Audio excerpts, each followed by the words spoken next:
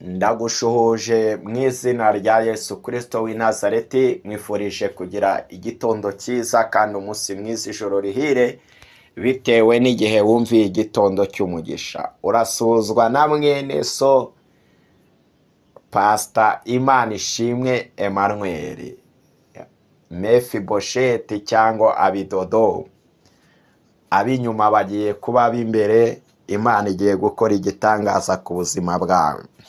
Ndifuza ko dutangira dusenga Imana tukajya mu gice cya kabiri cy'igitabo cy'ubuhanuzi Imana yaduhaye. Imana yadusabye kugira ngo tuhatinde kuko Imana irashaka gutanga umugisha ku bantu bagiye kwigarukira. Imana ivugana nanjye nubwo mu gice cya mbere tutagiye tubona uburyo tugenda tubivuga, ariko abantu bari kubana natwe bari kudukurikira. Yavuganye nanjye ko abantu bafite igisuzuguriro kubera bakoze ibyaha bakanga kugarukira Uwiteka Imana. Imana rero iringinga abagabo kugira ngo bongere bace bugufi, iringinga abapasitoro kugira ngo bongere guteranya ubwoko bwayo bw'Imana, babwingingira guca bugufi kugira ngo ibendera ry'Uwiteka Imana rizamurwe. Imana iringinga abagore guca bugufi n'abana banyu, imiryango yose igaca bugufi igasaba Imana imbabazi kugira ngo Imana itugwishirize imvura y'umugisha. Bene data narababwiye ngo nimba ibendera ry'ubutinganyi riri kuzamurwa mu isi hose, n'Imana irashaka kuzamura ibendera ryayo kuko yitwa Imana ishobora byose, kandi ni igihe cy'ububyutse. Imana igiye gutanga ububyutse. Rero abishaka guha ububyutse ni abantu bari barasinziriye barayivuyeho, ikabaha imbabazi n'umwuka wera. Nakunze abantu b'Ineneve, ngubwo Yona yageragayo ngo baratangaye cyane, ngo biba igitangaza gikomeye cyane. Arababwira ngo nimwihane. Bacyumva kwihana byonyine, umuntu wazanywe n'Imana mu nda y'urupfu. Umva igitangaza cyabaye, ubyumve neza.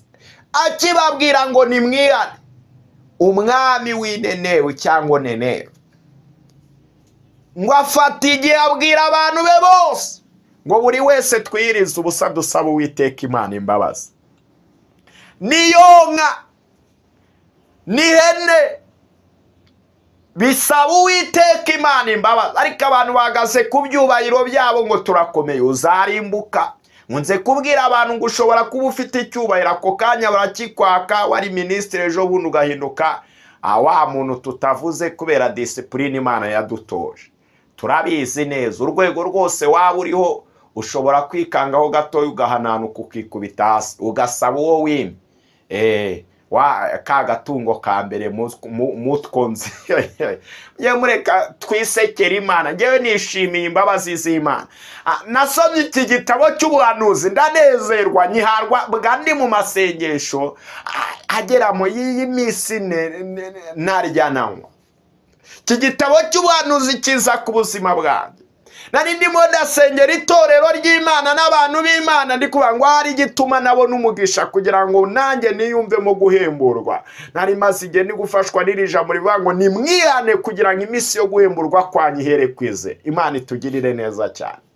Ndarihabwa ndasoma ngo nuko ngo hagiye kubaho ikintu gikomeye, ngo hagiye kuza ingabo z'Imana zigiye kuba abaparakoma. Abamarayika b'Imana bagiye kuza kurwana n'umwanzi Satani wese waguteje gutandukana n'Imana. Imana ije kurwana n'amahanga akomeye yubakiye kuri Satani. Haleluya. Imana yacu ishimwe. Ngo nukageze kuri uyu murongo wa 12 twasomye, Bibiliya iratubwiye ngo Uwiteka aravuze ngo nimwiyirize ubusa. Wakabayuza ubwenge, wafata igihe cyo kwiyiriza ubusa, wafata ibihe byo kwiyiriza ubusa, atari ibyo gusengera kawunga, ahubwo ari ibyo gusengera nk'Imana ikurengera ikugirira ibambe n'imbabazi. Kandi nyuma y'ibyo byose Imana yavuze ni ukugira ngo umuntu asabe Imana imbabazi, ngo kugira ngo imurinde kongera gukorwa n'isoni mu banyamahanga. Abanyamasengesho barasuzuguwe kubera ko baretse Imana. Haleluya. Abanyamasengesho barasuzuguwe. Imana nigufashe cyane. Urasuzuguwe nta kindi. Urasuzuguwe, wabaye karyamyenda kubera ko Imana ko hari n'ibintu bitanga umugore w'umukristo, umugabo w'umukristo agacinya umugore we akareba irari, agakozi ko mu rugo bakoresha umugabo agashukura akajya atakare ngo arashaka kuryamana n'umukozi wo mu rugo. Urumva yatari karande, urumva watari umudayimo. Abandi nabo barakomeye bagatera inda, noneho ari n'abantu bahagarara ku cyubahiro. Mureke nze babwire bene data, iki cyubahiro cyo mu isi ntituvuge ngo Imana yaguteza indwara cyangwa iki, ishobora no kubita biguteza, ariko ibi bintu byose bizarangira. Ujyaneyo mu gitaka ikintu bita body n'umutima, ariko umuntu wubaha Yesu umutima uzaba mu ijuru, umubiri ube mu gitaka. Haleluya. Imana itugirire neza cyane. Umugabo umuntu ngo nuko akomeye ugasanga ngo yateye inda, umwana akamwihakana, umwana agakura atazi urukundo rwase, ngo nuko akomeye. Kibaza ibi bintu nibi wowe ni nayo mpamvu abantu batagirana ubusabane n'Imana. Nimba wihakana umwana wawe, wowe nawe so azakwihakana. Ni karande tu. Ibi bintu birasobanutse, ndumva bisobanutse. Ibaze kiyakara ugasanga yaramwihakanye ngo arashaka kurwanira imyanya ye y'icyubahiro ngo atayitakaza, ngo nibumva ngo yateye inda ari mu kazi ngo bazahita bamwirukana. Ni wowe Yesu ashaka ihane. Umuntu utarakira Kristo nk'umwami n'umukiza akaba yibereye mu ntuza, mureke nze mbabwire, mugiye kuzareba igitangaza cy'Imana. Imana irashaka kuzamura ibendera ryayo mu makaritsiye yose. Harimo abantu batayubaha, ariko igatoranyamo umuntu umwe uyubaha muri iyo karitsiye. Waciye bugufi, ndagira ngo abaringe abari wowe Imana itoranya kugira ngo revival y'Imana yongere kuzamuka. Ubu uri mu Burundi, ubu uherereye mu gihugu kirimo cyose, Imana yagukoresha ibendera ryayo rikazamurwa. Mbabwire, akagaragu kamwe kari gaturutse muri Isirayeli katumye muri Siriya abanyacyubahiro bose bamenya Imana ko ari Imana yo kubaha. Imana itugirire neza cyane. Iri jambo narivuze mu isaha yo kubaka igicaniro cy'Uwiteka Imana. Muzajye kuri Pastor Imana Ishimwe official, Imana izabagirira neza, muzumva iryo jambo. Uburyo wakubaka igicaniro cy'Uwiteka Imana uri umunyacyubahiro kandi mwibanga rikomeye cyane, kuko nujya kwihana ngo wateye inda ni ikibazo, bazagucishamo ijisho. Ariko uce bugufi ugirana ubusabane bwawe n'Imana. Mwijambo Imana yaratubwiye ngo mwe kuba abambara ibigunira ngo mwitanyurize imyenda, ahubwo mutanyagura imitima yanyu imeneke ice bugufi, musaba Imana imbabazi. Uwiteka ndagushimiye, mu mbabazi zawe harimo gukira, mu mbabazi zawe harimo ubugingo. Icyo kirahagije papa, kirahagije kuba twakatura imbabazi zawe ku bantu bawe. Kirahagije yuko harimo byose, harimo ibintu byose twakenera, kandi kirahagije kuba twakatura ibendera ry'ubutsinzi ku bantu bafite ibibazo bitandukanye. Uwo wababariye umugirira neza, kandi uwo wababariye umuraga ubugingo buhoraho. Uwo wababariye uramwishimira iminsi yose.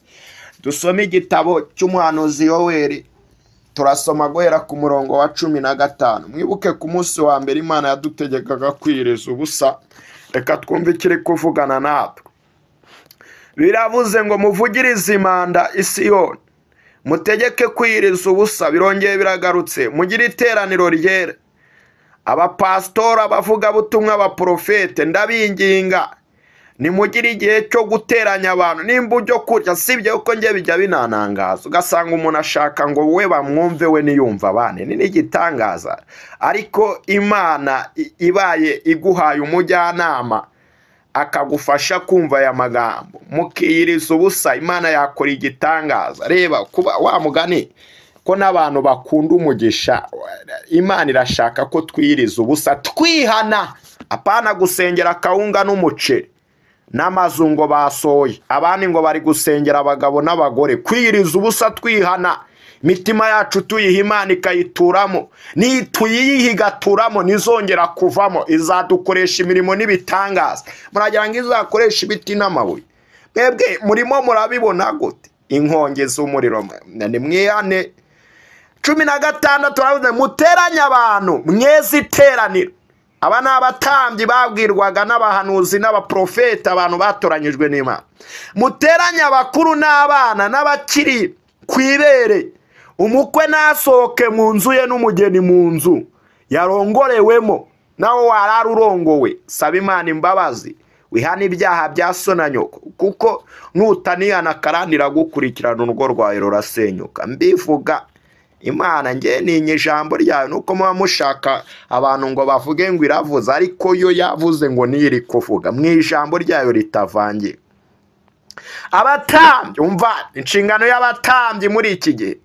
Abatambyi bakorera Uwiteka nibaririre hagati y'umuryango w'urusengero n'igicaniro, maze bavuge bati Uwiteka akiza ubwoko bwawe.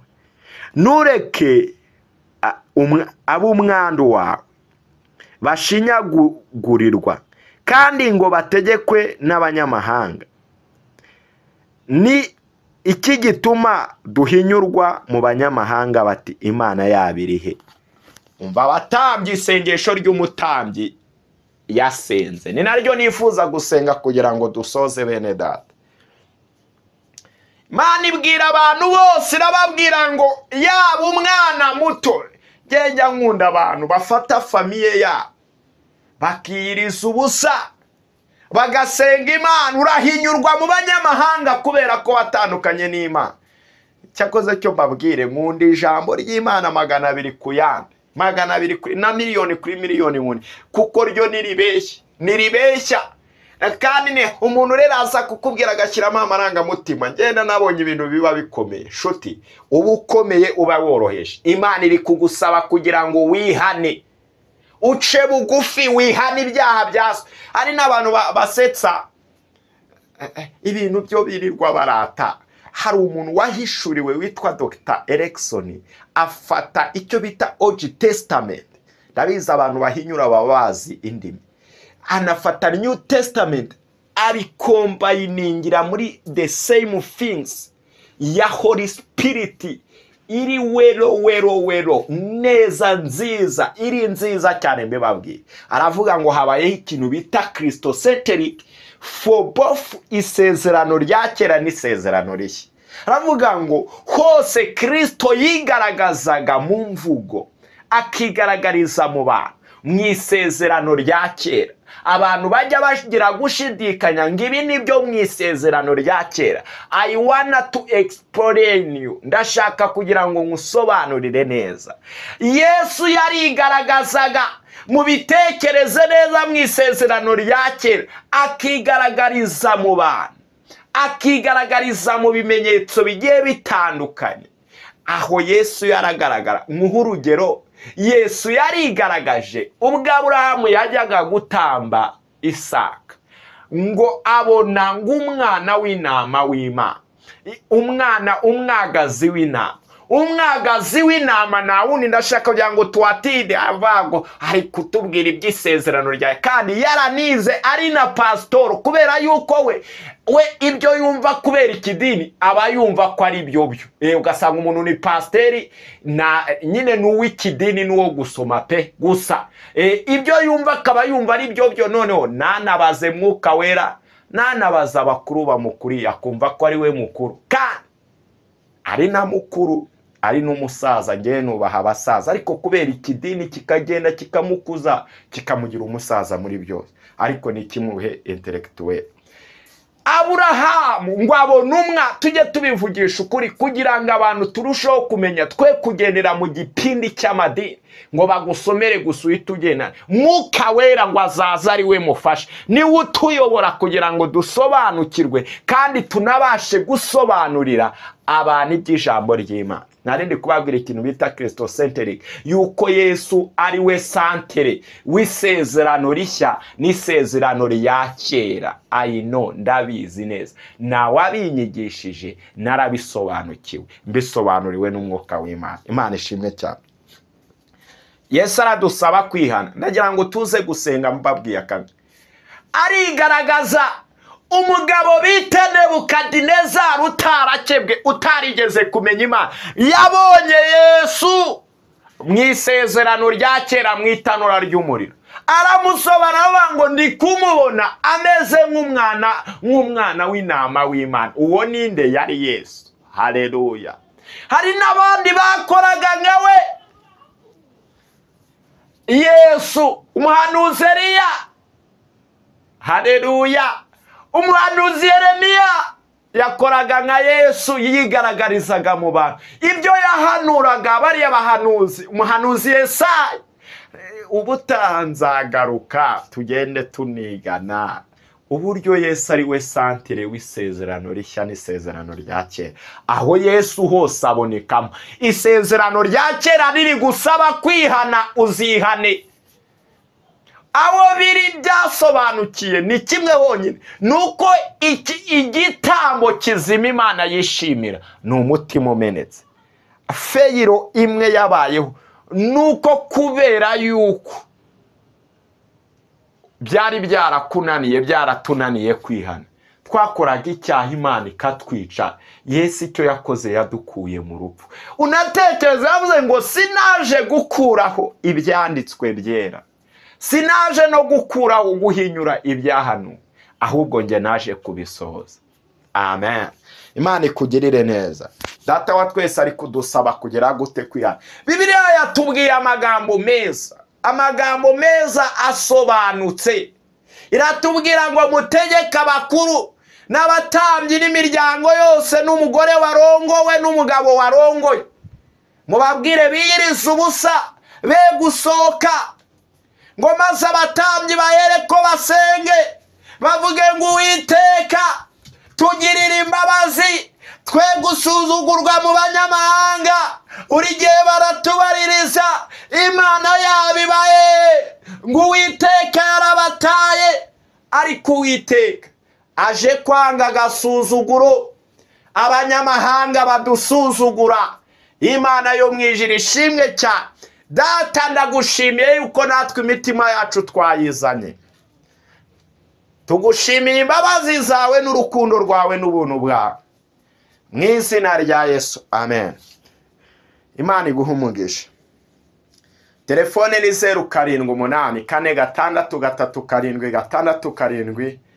0786367678.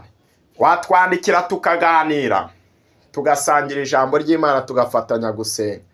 Twebwe muri ino minsi ikintu dukeneye ni inkunga y'amasengesho, no kugira ngo Imana ituzahure, ministry itere imbere, ijambo ryawe rigere imbere. Imana rero niguhe umugisha.